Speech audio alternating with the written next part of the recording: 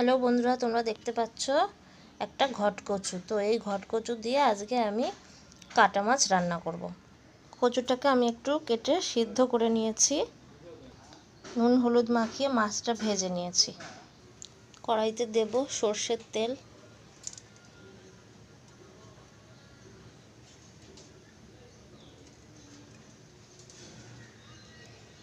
ফোড়নে দেব তেজপাতা, শুকনো লঙ্কা আর জিরে।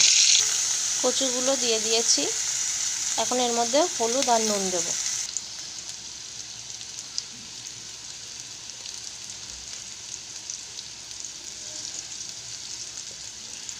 চেরা কাঁচা লঙ্কা দিয়ে দেব।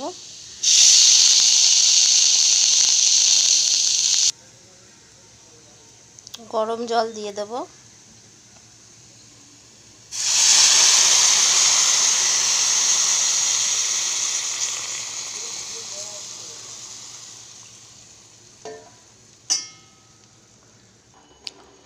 মাছ দিয়ে দেব।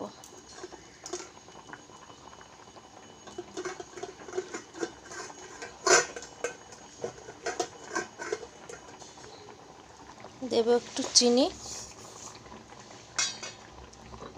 ভাজা জিরের গুঁড়ো। রেডি হয়ে গেছে কাতলা মাছ কচু দিয়ে।